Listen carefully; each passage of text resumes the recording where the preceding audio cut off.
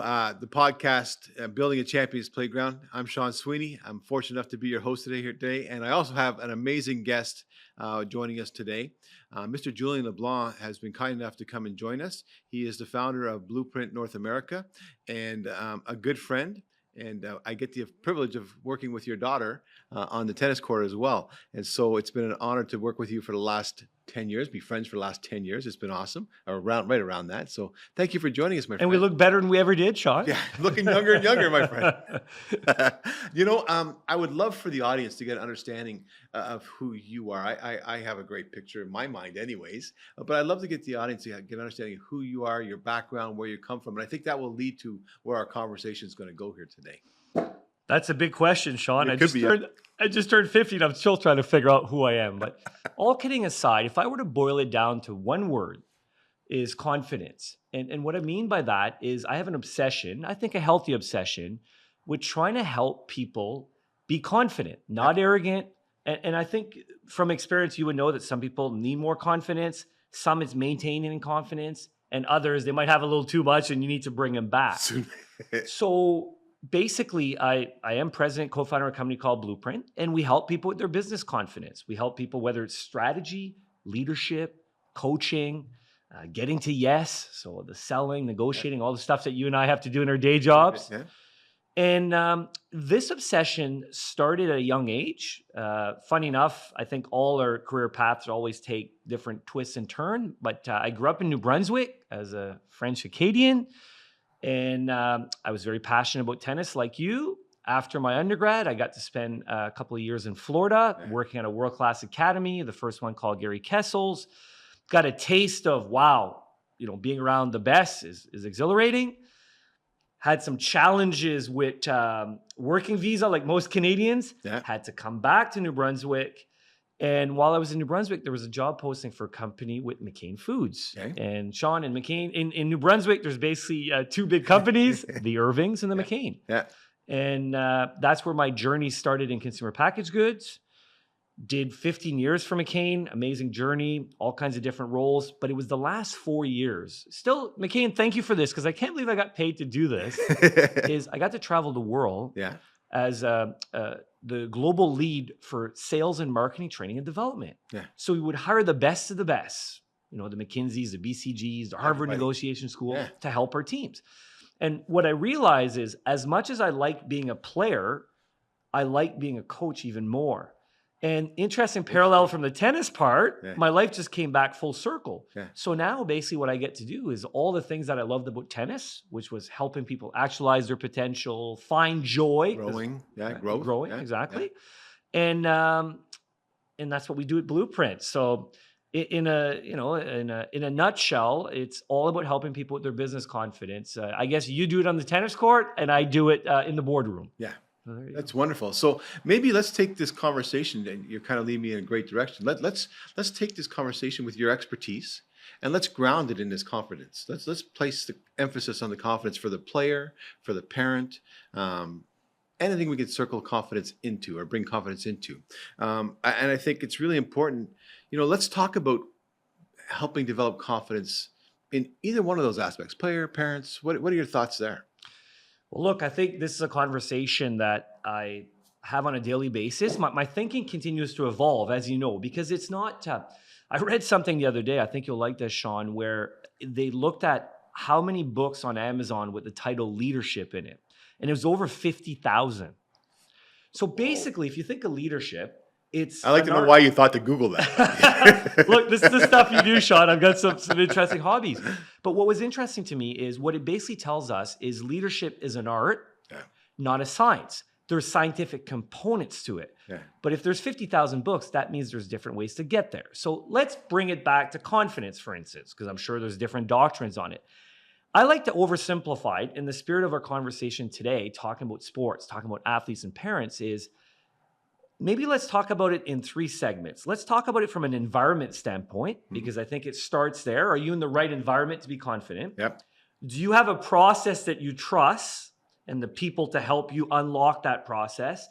And then finally, in our case, is your loved ones, i.e. your parents, your Uber drivers, hopefully, maybe for some of you, parents are also the coach, but for most, probably not. Yeah.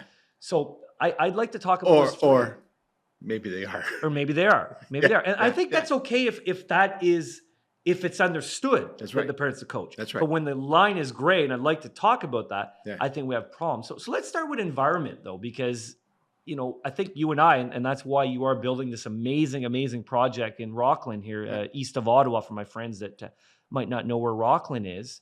I'd love to hear from you. Soon to be part of Ottawa, I think. Soon to be part of Ottawa. So much out that way. Yeah. So tell me a little bit about what you're building in Rockland, and I'll play off of that, because I want to start with environment. Environment matters in business, matters in sport. So great question. Thank you, my friend. In my vision has always been to provide world-class environment for athletes, whether we're on a single court like we are today, or where we're going in Rockland with the multifaceted courts. So where we have the 4 courts indoors, the 6 courts outdoors, is to provide the athlete the environment that's going to allow, not just from a court perspective, overall, like it's so important for me to make sure that they have positivity, right? That the influence around them, they're surrounded by that positive influence. And every child's different, so they don't react always the same way to different things. So you really have, as a coach, as you know, you have to take each individual and make sure you're applying the right strategy to allow them to facilitate their bring out their confidence and meet their full potential, right? So the whole idea behind the Rockland facility is to provide that full environment. It's also to provide the surrounding players, the parents, and so on and so forth, the environment for them that allows them to come in and be comfortable. And not always, some parents are like, everybody's different. Some parents, they got to come in, they got to be standing right at the court watching their child. Some parents could be in the back office working on different things for their business or whatever. They're not, they're the driver. They just show up, drive, say, great job, go home, right? And so you want to provide that full environment and surround the athlete, in my opinion, with the environment's critical. And I liken it to, unfortunately, to cancer, right? Because if there's one bad cell, right, it can ruin the whole environment, right? And so you have to make sure that you can isolate that cell, communicate with it, and maybe help that cell heal, right? Because otherwise it can take down the entire environment, right? And I find that happens a lot in sports, especially in the back alleyways or the dressing room, or in the alleyway behind the dressing room in hockey, as an example, right? People start talking. That becomes very toxic. So you have to watch. If you want to produce world class, I believe the environment is tremendously, tremendously important. So I hope that helps from my perspective, anyways. And I can always add to it if you think of other more questions. Well, no, look, I think so. Let's play off of sports and business. There's so many parallels. There's a reason why I think athletes do really well in business as well. Yeah. For instance, both my daughters are swimmers, and as swimmers, that discipline of waking up early, that discipline of sometimes jumping in that cold pool, you can do that. You can show up ready to play in the business context. Yeah. But I want to use a word that, and maybe it's been overused a bit, but I think the premise of it, this notion of psychological safety that we've probably all heard of. Yeah. So I think what I like about your vision when I listen to you talk about Rockland is you want to create an environment that allows people to feel safe, to feel good about the people that are in the building. So, I mean, physical locations, what you're going to build is world-class. Yep. And it's the people that are going to be in there, i.e. the coaches, i.e. the values, that to your point. Yeah. If there are rules that, look, parents are not invited at practice because we want to create that psychological safety, well, then we respect that if that's what we need for the kids to. And we've thought about that, right? So I do not want parents, never have wanted parents like standing on the court, sitting on the benches, right? Because maybe your child likes that, but if it's a group, you may be throwing off another player. And maybe that's okay. Maybe you're supposed to be throwing off another player. I just don't like running it that way. But I want to provide the environment where the parent, you want to see your child play? No problem. It's streaming inside. You can sit there and watch your child play, right? So just making that environment from a construction, a design perspective, right? Allowing space for the athlete to go out there and train in the system, right? That Coach Heath out of Atlanta, my mentor, has provided us, right? They go out and train in that system, and then the parents can do their thing back in the clubhouse. I'd be curious to get your thoughts, because I think about this quite a bit, especially these days with technology. I'm sure there's going to be an interesting balance between technology, humanity, because there's such a thing as too much technology and you lose that. And then this notion of new school, old school, because I think there is something to be said. For instance, you can belong to a gym that's the most modern gym in the world, and that's cool. Yeah. And then on the flip side, you could argue that some of the gyms that feel like you're in a garage, there's something to be said about your mindset and environment. So tell me the toggle between the two. It's very interesting. I just had a conversation with one of my mentors, Mr. John Williams, who you know quite well. Yes, of course. We were speaking the other day because I sent him the design of the courts, and I just wanted to ask his advice. I said, for the outdoor courts. I said, what do you think? And he called me back within 2 seconds. And I'm like, wow, that's fast for John. So I'm like, what's up, boss? Right? And he's like, listen, what about taking the courts? Because you have the north-south, right? Which is normal tennis, right? And we'll get to technology. But he goes, that's normal tennis. North-south, keep the sun out of the eyes as most as possible, right? He goes, what? Put them east-west. I'm like, well, the sun's in the eyes. He goes, Sean, you don't understand. And by the way, Coach John coaches on tour. He's with Miss Taylor Townsend. They just won 2 Grand Slams together. So we're taking advice from a gentleman who's currently sitting on tour, right? And he goes, put it east-west. And I'm thinking from a business perspective, I say, well, Julien, does he want to play east-west, right? So there's also a monetary component to driving the business for what we want to do, right? But I'm like, I could take 2 courts, or I could take 1 court. Because what he did say to me, he goes, listen, you don't know how often we actually have to play in the sun. Like the pros are hitting into the sun. Or if they're actually done right, they're playing in the lights. So they have to manage the lights. So no matter what, they're playing blind, right? So you need to train that manner. Right. So wow, to think about those, and also to make it more difficult. Like to your point, like there's a old school, new school, make it more difficult. And I always heard a story around, and they don't deserve the best yet. They haven't earned the best. They haven't earned the sweet locker room yet. They haven't earned because they're developing. Now you still want to give them all the tools, but how do you make it still where it's challenging, where they don't feel like I deserve this. You know what I mean? So there's an interesting part there. But when you talk about technology, we talk about Rockland. I've been doing a lot of work with a partner of mine. Mr. Ross Norrie. He had a company called Asset Metrics back in the 2000s. He sold that to Microsoft. It's actually Intune now. So Intune's a big asset management tool for Microsoft, and we're really working on the technology side of the game, right? So with the new revolution of what we call Web3.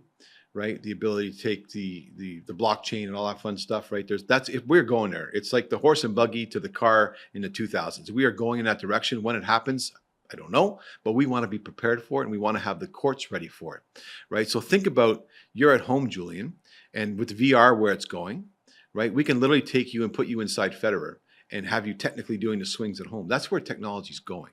How far we play with, that's where we're looking to take it, right? But how far we take that is, that's time, money, and resources. But that would be an amazing piece to allow for the environment, allow us to make sure that you're at home. Because I send kids home all the time going, do your shadows, right? But without someone there who knows what to look for, it's really hard. But imagine if they're inside a pair of VR glasses and they can see their arm going exactly where you want it, and it's mimicking the best in the world. That's pretty powerful, right? So we're working on that stuff, and also all the biometrics, all the wearables. We can track all that data. We can match it to the film, so we know exactly when the athlete's heart rate goes up or down. Big points, low points. How do they manage that? How are they managing that stress? We'll be able to see it all, right, in real time, right, and provide feedback to the athletes. Some we'll give to the athletes, some we won't, because some athletes need that information, some don't. Right, everybody's different. It's a puzzle for each one. So it's very interesting where we're taking this whole facility, right? Well, look, I can tell you conversation I'm having every single day as I travel around North America, kind of getting a peek under the tent of what world-class looks like in the business world. Yeah. And let's bring it back to sport for a second. And I know that you've been playing with it extensively as well, because all of us have always complained, I wish I had more time. I wish I had a coach, a mentor, I could bounce ideas. I wish I was more creative. Well, we have that tool now called AI. It's in your hand. Right. I call it coach in a pocket. It's sitting there. Yeah. And so there was a great quote from Harvard Business Review, August 2023. And the quote was provocative, but I think it applies 100%. It was, AI is not going to replace humans, but humans that know how to use AI are going to replace humans. Yes. Because as a leader, you've got a competitive advantage. Yes. And I think that's a nice bridge, if you think of the conversation we're having in the sports context, is technology is not going to replace the hard work, the grit, all these things you need as an athlete. But if you're playing with data and the other athlete is not, it's going to be hard to compete against that athlete, because they understand all to your point, the data points, when they lose focus, when their heart rate spikes at a certain thing. So as a coach, You have data now to say, man, my athlete's fantastic in the first set, Yeah. but what happens in the second set? Okay, that's what we need to work on. Yeah. Instead of just... And can we see it scientifically? Can we see it scientifically? So I think technology is a yes and, in the spirit of, I don't think it replaces all the old school. I'm going to use the word old school in parentheses, but man, what a gift. So for you, so you're really imagining technology obviously meets humanity.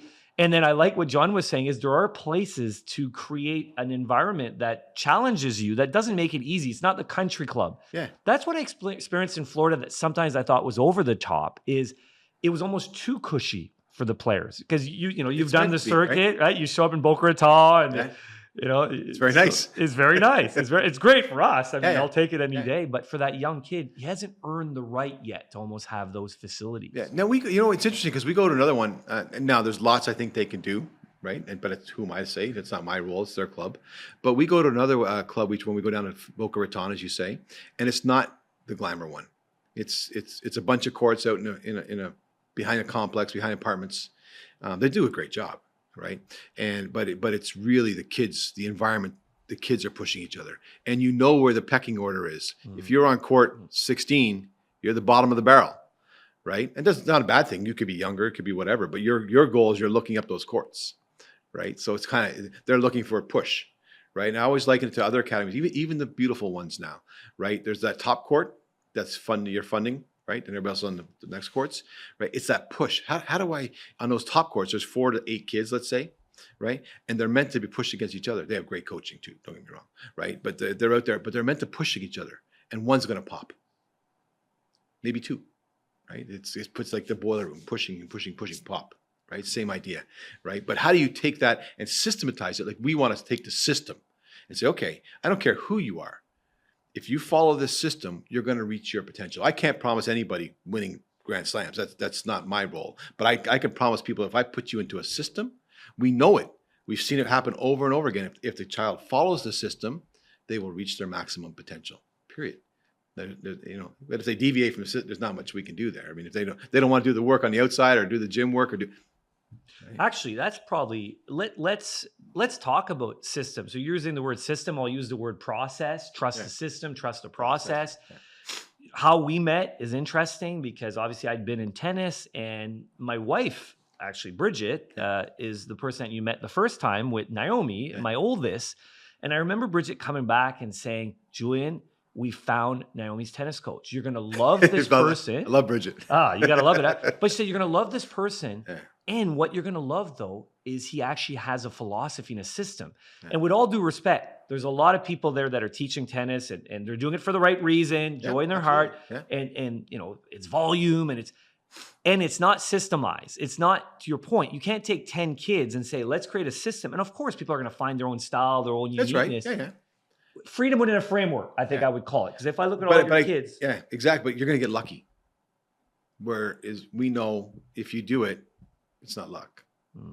So sorry, I didn't mean to interrupt. No. I like what you said there because really one of my favorite quotes is luck is what happens when opportunity meets preparation. Yeah. So if you've got the right framework, the right system, the right process, you get the kids to fall in love with it, to trust it, because if you do it consistently. Yeah. And so, but let's talk about your system because obviously you decided at one point, did you invent the system? Did you find the system from someone? And why? Why a system? So let's talk about it's all my journey. system, buddy. Take all credit. But let's talk about this. So why did you go find a system and for who, I guess? So I had no desire to go find a system. And I really at the time had no desire to be a tennis coach. I was selling software. I was enjoying my career. I was director of North America for a company here in Ottawa, having a good time traveling all over the world like you do today and educating people on this new industry called managed services, right? And so, but my son was a tennis player, my son Jordan, and he was doing, growing, having fun, having a good time. And I was one of those parents who would go sit in the dressing room or do my work, right? So I wasn't on court, so he'd come out and go, "That was great." And so anyways, at one point in time, a parent introduced me. He said, "Your son seems to be very eager. Have you ever met this gentleman, Heath Waters, or heard of this gentleman, Heath Waters, Coach Waters out of the US?" I'm like, "No." So I'm inquisitive. You know me. I'm inquisitive. I start digging back on the internet, which was not like it is today, but the Wild West. The Wild West. It still is, though, Sean. Yeah. And so, anyways, I find him and I find an email address and I reach out to him and say, "Will you take a look at my son?" And the answer came back very politely, "No, I can't. I'm busy." I'm like, so that was the end of it for me. But I got a call. I think I told you I got a call a couple of days later, and it's Coach Heath out of Atlanta. He goes, "Listen, I had a cancellation next weekend. Can you bring your son down?" I'm like, "Sure." So we flew down to Atlanta, and it was the old Racket Club of the South, which is Lifetime now. And we drop in, and he's like, first thing he does, here's how you play tennis. He takes Jordan into a room, puts him in front of a big screen. He goes, "This is what we're going to work on," right? So first of all, two different things as a parent that I'd never heard before, and maybe it was just my ignorance. So I'll take the blame there. But how you play, how the game is, system. Here's how and he used a term that I love very, very much, and maybe you use it in business, but he uses the commonalities of the best players in the world.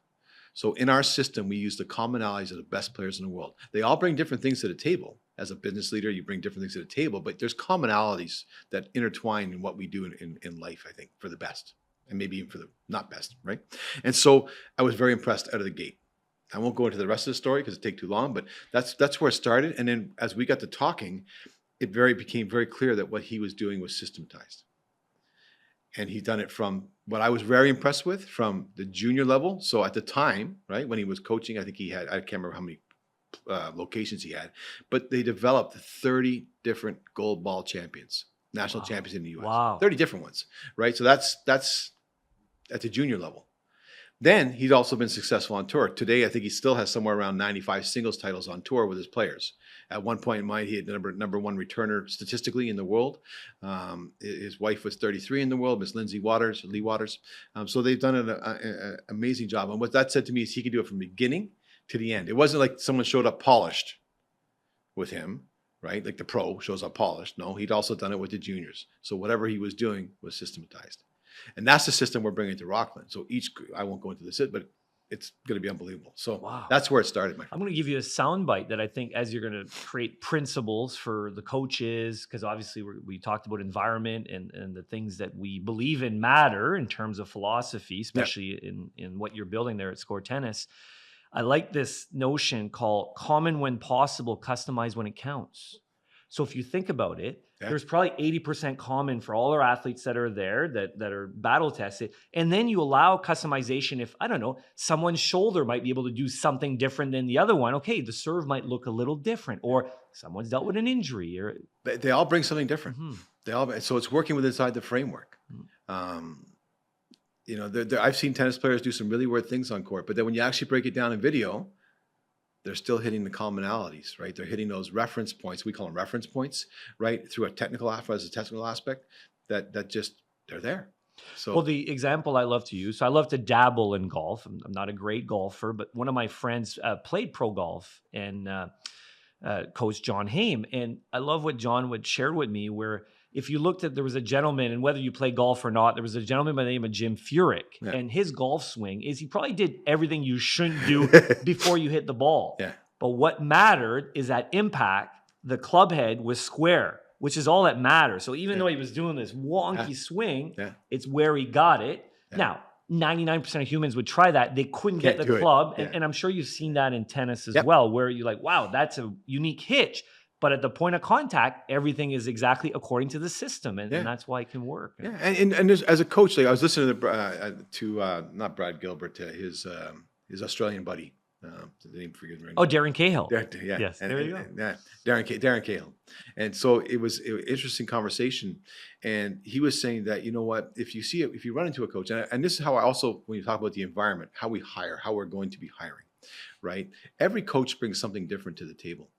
Right. And if coach, even like myself, like I think I'm very good at communicating with the students. I think I get the students to understand what I'm trying to get them to do. And I think I'm pretty good at the technical aspect of the game. Right. But there's going to be something where I'm not so good at. Right. And that's everybody. So you want to make sure that you're filling the environment with coaches who have strengths where you're not strong. Right. Especially as we grow out the facility, because it's so important for these athletes to have someone that they can relate to and communicate with. Right. Darren was telling a story about Simona Halep, right? And she was going through a struggling point. And at one point, she struggled through a match. She lost, and she's crying, right? And he's trying to. And she asked him, "How did I play?" Right, kind of with the tears. You see those tears, right? And how did I play? And he starts talking about it. Well, you could have done this and do this. And she gets up and walks away crying. And the strength and conditioning coach comes by later, and he goes, "She just needs a hug." And Darren's like, "Oh." And he went over and he did that, and she goes, "I've been waiting 3 months." Wow. I want to share a story I heard the other day. You might have heard this, but this really summarized, I guess, puts emphasis on what you just said. Oprah Winfrey interviewed over 35,000 people. She's interviewed in her lifetime. So if you think about it, and she's interviewed everybody from the serial killer to the president of the United States of America. Yeah. And she said, what's amazing, after every single interview, everybody asks her the same question: how did I do? So her insight is people want to be seen, heard, and understood. Yeah. And I think there's a place for the athlete. And I must say, Sean, I'm going to give you huge kudos here. And I know you don't like compliments, but I'm going to give you my favorite part. Yeah. My favorite part of watching you work with Naomi and work with the other kids is, of course, what you do on the court's amazing, because I see that you really bought into a system. And man, the kids can now teach the system. That's when you know that when the student becomes a teacher, you've achieved something. And so that's amazing. But what I love is your debriefs after a match, because most coaches will say it's all about the process. It's not about the outcome. And I've seen time and time again. Or the opposite. Or the opposite. Right. Yeah. But in your case, what I've seen consistently, and all the parents would say the same thing that have had the fortune of their kids work with you, is you really celebrate and talk about the process and not the outcome. So how many times, and look, there's a time that I love that Naomi, my daughter, would have a conversation and it's the two of you. So it's not happening in the car. Yeah. And I love that debrief after the match. Yeah. But the times that I've listened to it, because we're driving back from Toronto to Ottawa and she would call you, is what I love is whether she had won or lost, that was irrelevant.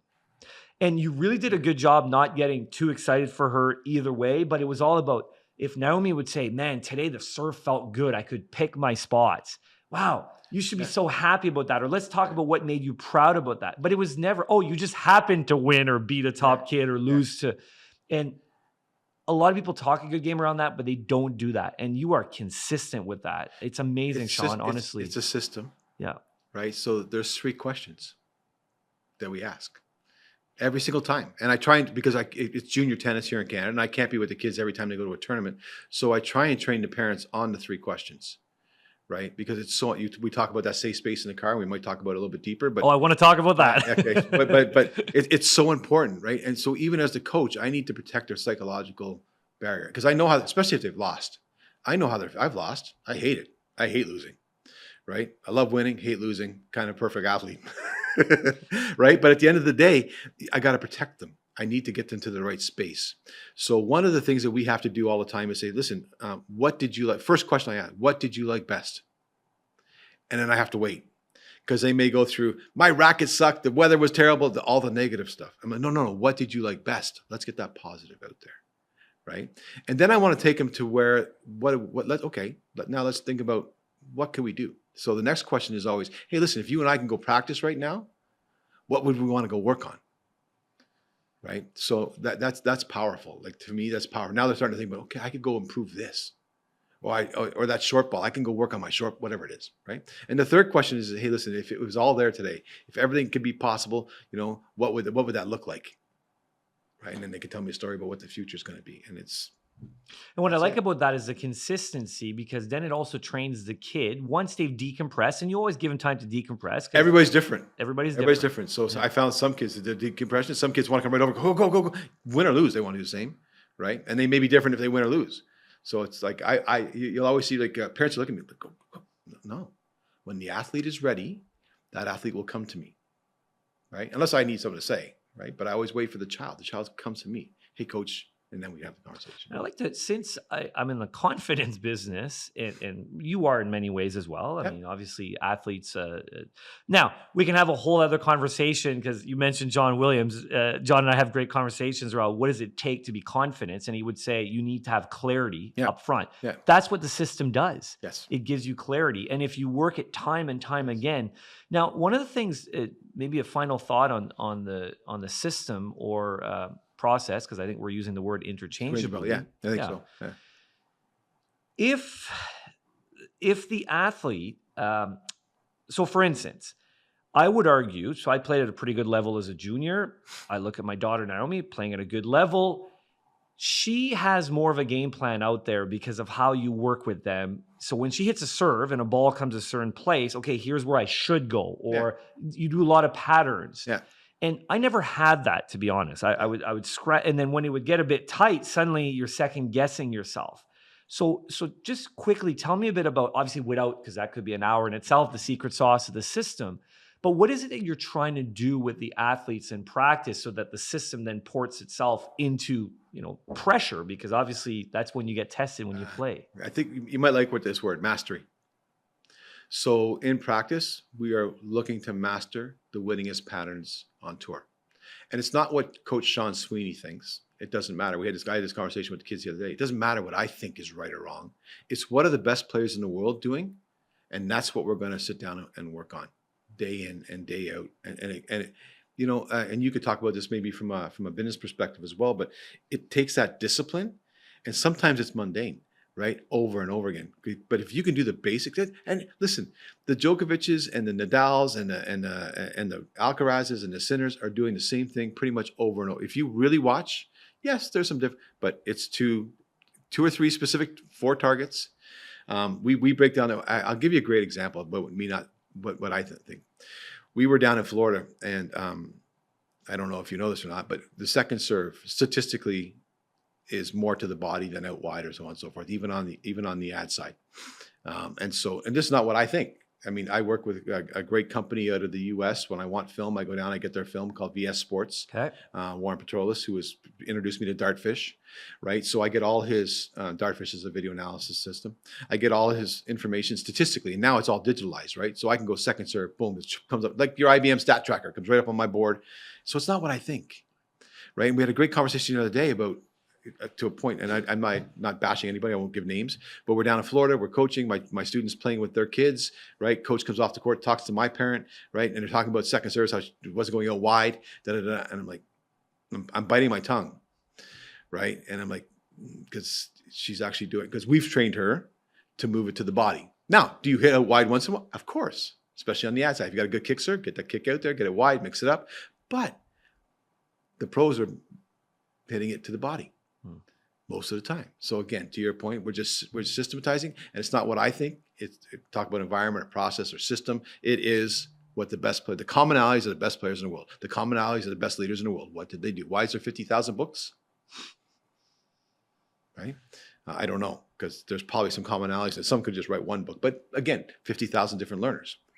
You know what I mean? So I hope that answered the question. No, that's good. And I think you triggered maybe our last place to go, because I've got a lot of passion for this, and I know you do as well, is the role of parent. You just mentioned that parent said something, and I'd love to talk about from your experience.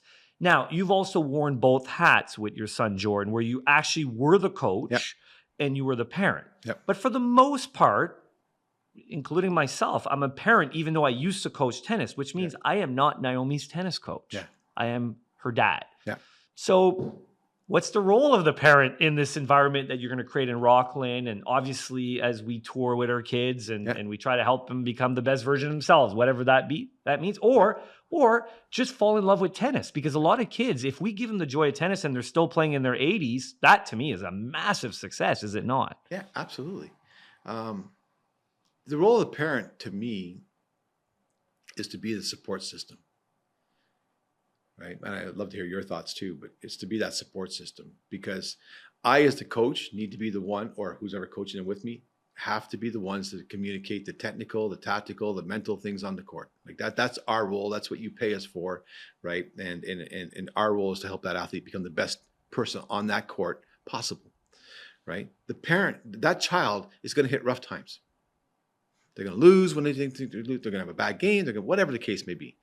They need to be able to come to you, Mr. Leblanc, and go, and not hear, oh, you should have done this, you should have done that, you should have done it. No, they need to be able to come to you, and they need to be able to feel safe, right?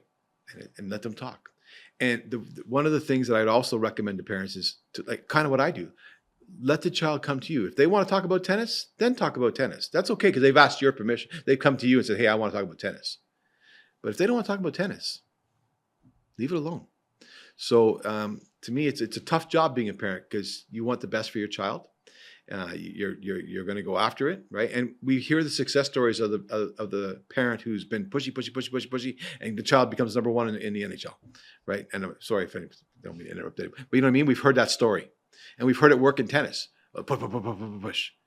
What we fail to hear is the downside of that, right? And actually, there's a great story on Netflix right now, the downside of that, if anyone wants to go watch it, right? But you hear how it actually crushes. And what's the Netflix story? I can't remember the girl's name, but I'm sorry. I'm not. Was she a tennis player? Or? Oh, yeah. No, it's a tennis story. She was awesome, but she was it's unbelievable. She was tormented.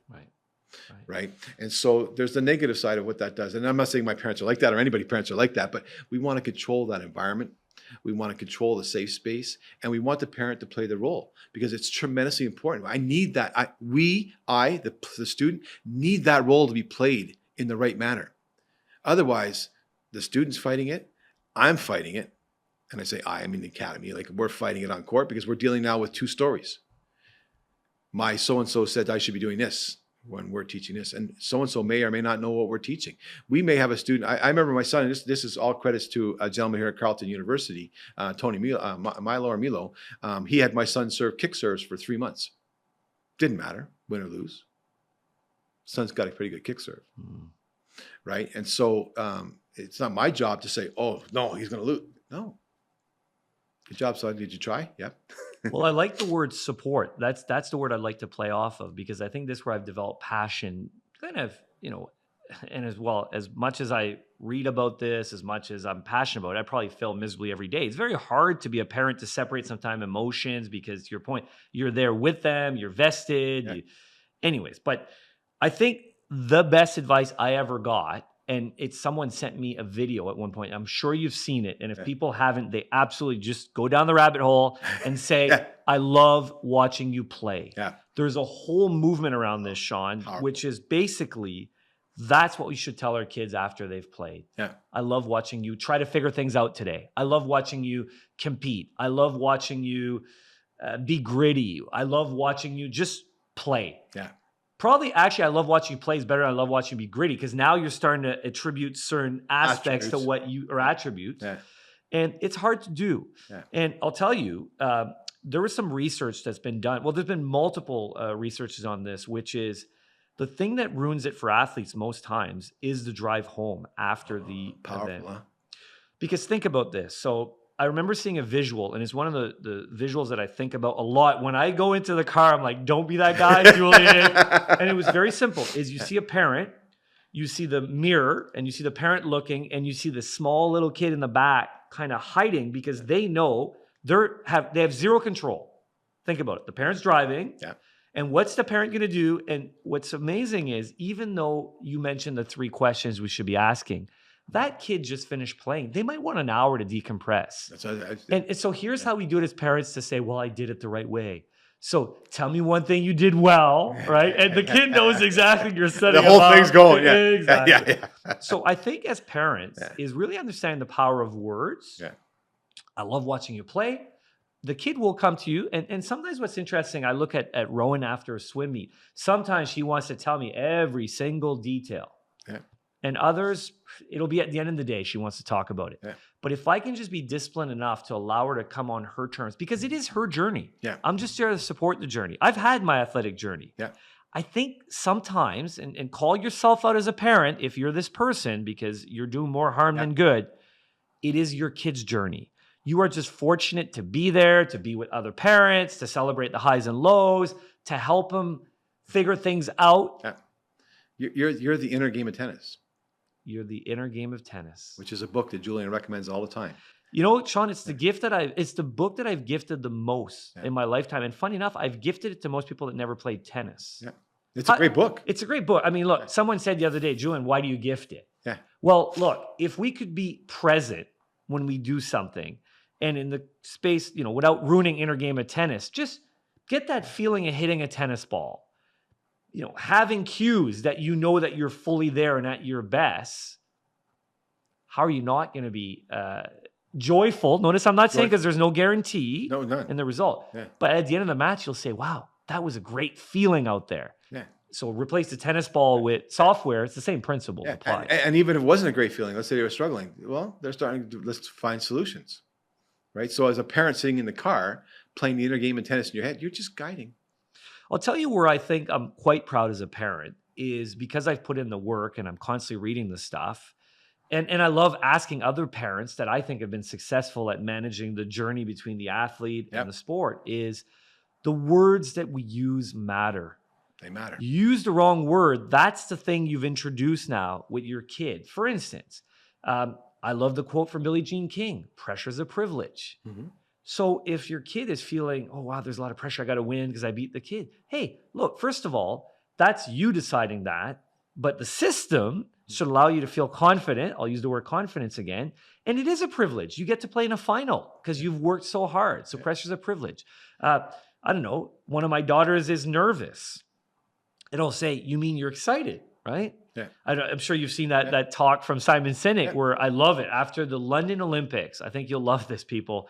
He basically said every person that was interviewed, every athlete, so in 2020 in London, was asked the same stupid question by the reporter. You must be nervous. Yeah. Because they would have been nervous, the reporter. Sure. He said every athlete, one of them bid on it, Sean. Yeah. Here's what they said. Actually, I'm excited. Yeah.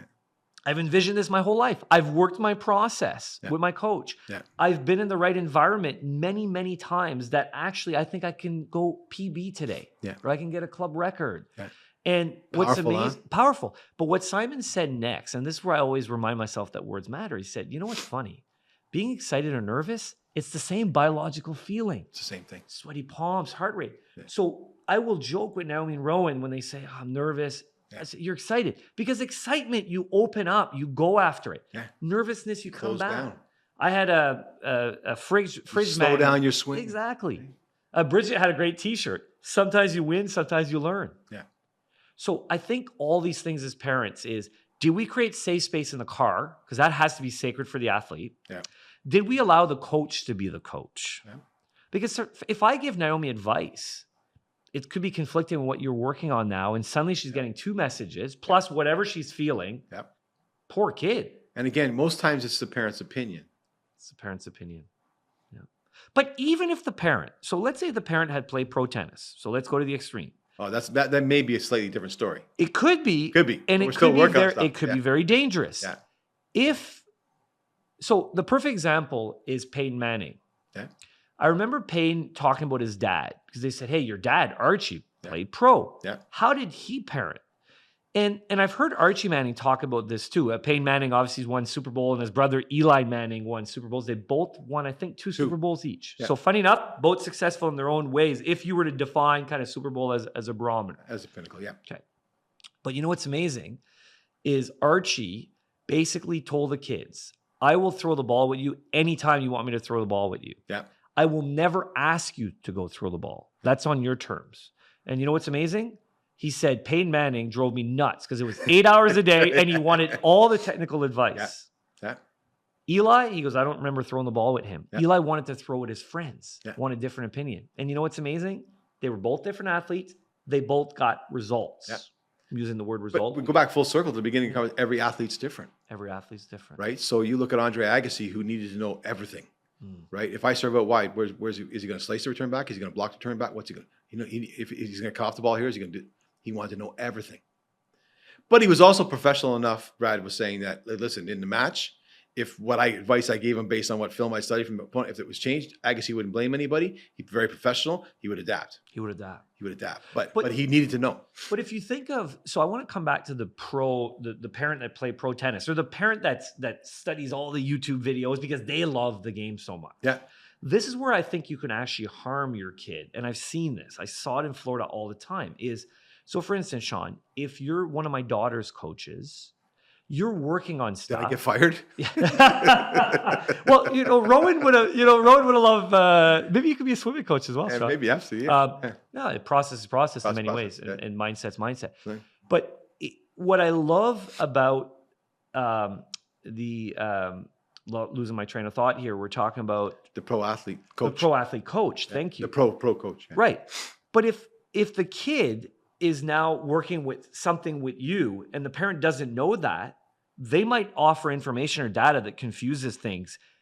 Even though they played pro, they don't know that you're working on a 5-step process and you're at gate 3, like the kick serve example you mentioned with Jordan. Yeah. So I think if the parent is going to jump in, it's a bit risky. They better make sure that they're fully aligned with what the coach was doing and that the kid understands that too, Sean. And you said words matter, and I believe they do. And some athletes, it doesn't bother them. So let's be quite frank here, but a lot it does. From my experience, a lot it does. So you could be saying, a magic word for quadrant 2, right? Like we call, in our system, we have a spot, it's called quadrant 2, where we're trying to place the ball. And the parent could be saying, well, I want it to be like this. And they're using a different word. Well, our whole system is built around me being able to communicate with that athlete very quickly, right? If we're starting to add words and function, like now we're adding just that complexity, right? We're trying to make the whole thing very simple, right? We're within 2, like if I said 32, you may not know what I'm talking about, but that athlete knows what I'm talking about. If I say 18, you don't know what I'm talking about, but the athlete knows what I'm talking about. And I'm able to get to them in like that. So while I'm coaching behind the court, when any of my coaches are behind the court and they say something, it's very quick and direct, and the athlete's a cue. It's part of the system, right? It's a cue. If you introduce new cues that we're not aware of, now the athletes, to your point, where we could be messing them up.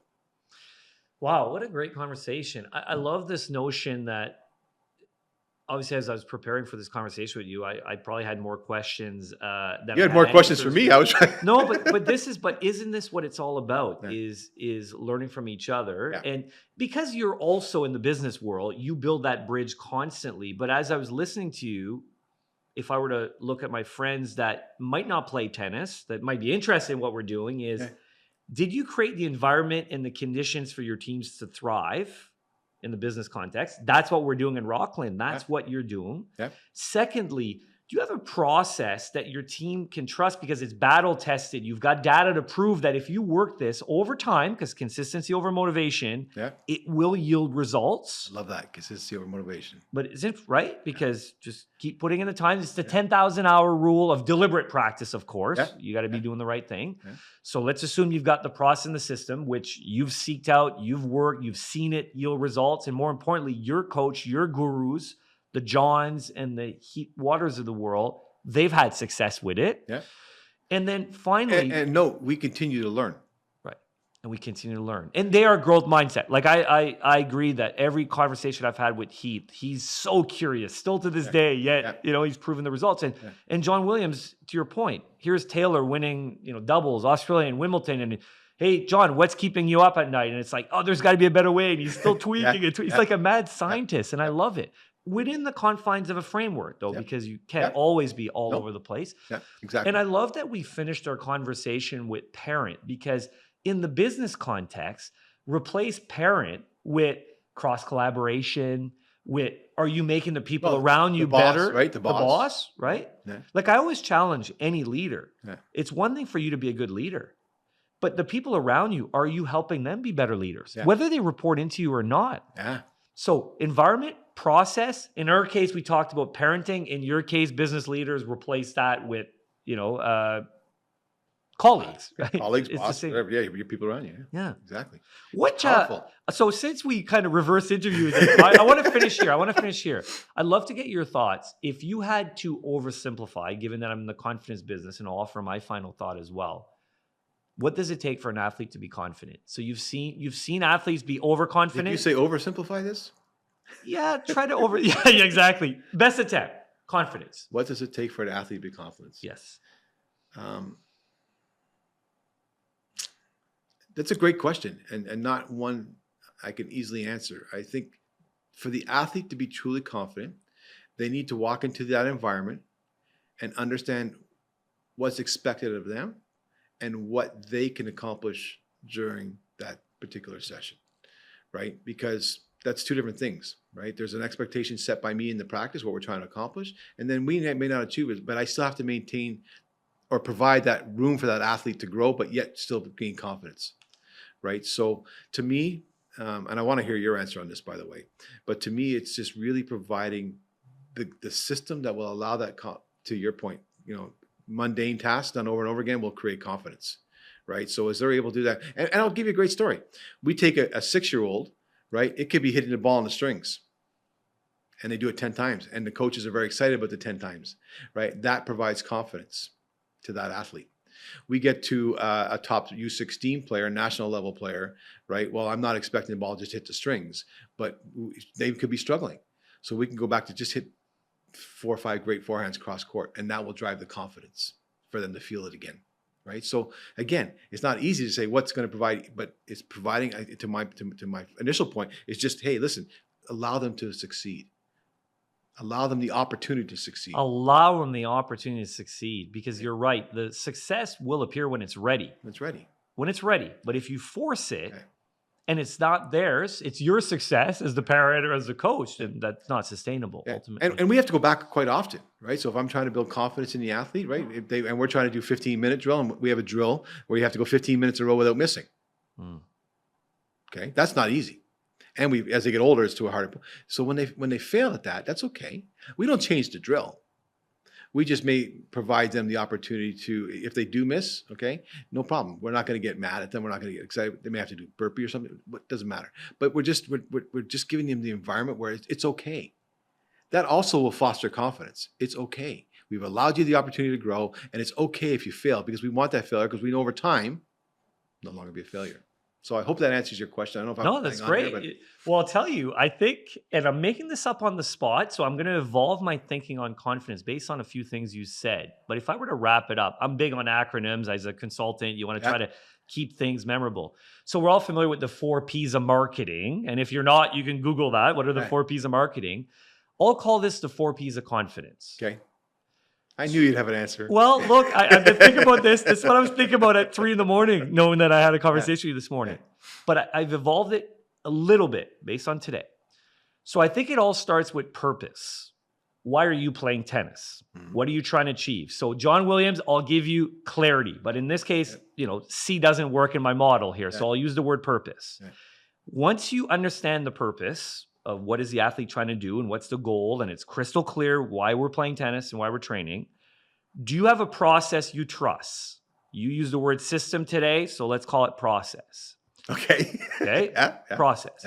Then the 3rd P would be practice. Practice the hell out of this process, and consistency over the motivation. Fall in love with it, because as we know, 95% of the time you're practicing for game day. So you have to fall in love with that. And here's where I'm going to add the 4th P. All of this wrapped into positivity. Not saying being delusional. I'm not saying not having data. But why not go high instead of going low? And I think that's what you do so well, Sean, when I watch you on the court. You're constantly asking the kids, what do you want to achieve? Let me help you achieve your goals, whether that's playing college tennis, whether it's winning your club championships, whether it's just figure out to finally hit that kick serve for the first time. That's huge. Process, you're constantly asking the athlete to own their own process. I've noticed that. Even though it's your process, they have to, make it theirs. And it's their solutions. You are practicing. Let's hit those targets till, to your point, the drills, the 15-minute drills that you do and so forth. And then this positivity, and it's just, I feel it. You ooze with positivity, and the athletes feel it. So how about that? I think confidence comes back to the 4 Ps. I should trademark that, because I just made it up on the spot. It's no longer the 4 Ps of marketing. And I'd just like to comment quickly on the 1st P. So I struggle quite often, because in my mind, I see things with the athlete. I'm like, oof, this is there's talent. I mean, and whether it's age event, whatever, there's someone who comes out, you go, whoa, that kid's got it, right? Or it. And you've seen a lot, so it's easy to opportunity, right? So, but I'm like, but what you changed? What did you change the first one to? P to what was it? What did you use? Well, clarity. Clarity. You okay. have clarity in okay. terms of So, but a lot of times as a young athlete, you're not clear. No. There's a few. There are a few. I'm going to be the best in the world, which is awesome when they state that and I really go work at it. But 99% are trying to find themselves, right? So I think as a coach, it's my objective or my goal to help them find themselves. And listen, if they leave me, I've had a young lady leave me at 14 because it wasn't the right self, right? And that's fine. I help them find, as a coach, I help them find their journey, where they want to go. right? So I help them to their clarity. It's not always crystal clear on our tennis court that that's where they're going. And please, I think their parents understand this is may not where they want to be going. Allow them again the opportunity to explore and get to that P, right? Let them find their clarity. If it's not what yours is, that's okay, right? Let them find theirs. And that's my job on the court. Yes, I want to produce world number ones. And yes, I want to produce the best I can possibly do. But if you're not it, you're not it. I'm going to give you all I have in this environment to help you become the best you can be, period. Well, I think what you've done is, and I see it with the kids, is you've given a gift of tennis for life. So to your point, even if they never had crystal clear clarity, maybe the clarity was just, hey, I want to sweat. I love being around other kids. Yeah. And there is a place for that. Absolutely. Yeah. But I think if I look at all the kids I worked with, what I'm the proudest of is who they became as people. Yeah. And some of them still are hitting tennis balls. Others aren't. But guess what? Their memories are so good of that 6 a.m. practice or being in that white van. Freezing in a bubble. Whatever it is. Nowhere. Well, it's look, awesome. Sean, I mean, thank you so much for today. I really appreciate it. You're welcome. No. I love it, but buddy. Isn't this what this is? It's a conversation. I know, it's conversation. Yeah, so I can't wait for part 2 of this conversation. You need to promise that you're going to bring me back on for part 2. I want to bring everybody back. Yeah. I think what would be very interesting is take a look at this from a year from now and bring everybody back and see where the conversation, because Rockland should be up, at least parts of it should be up, right? The environment should be in there, and have everybody come back and sit down. And even Coach John said, I'd love to come back. Right? Let's have these conversations again. Right, and circle back, because you're going to be, you may not want to be, but I think you're going to be very influential as what we're doing in Rockland, right? And I'm honored for that, right? Because you always allow me the opportunity to bounce ideas off you and talk and share. So I think it's going to be wonderful as we come back a year from now and go, look what's happening. Look where we are. Well, how about this? Let's make a deal. As soon as those courts in Rockland, the outdoor courts are built, we'll have the next podcast on the tennis court. Deal. There you go. Done. All right. I love it. Thank you, Sean. Thank you, buddy. Appreciate it. Appreciate it.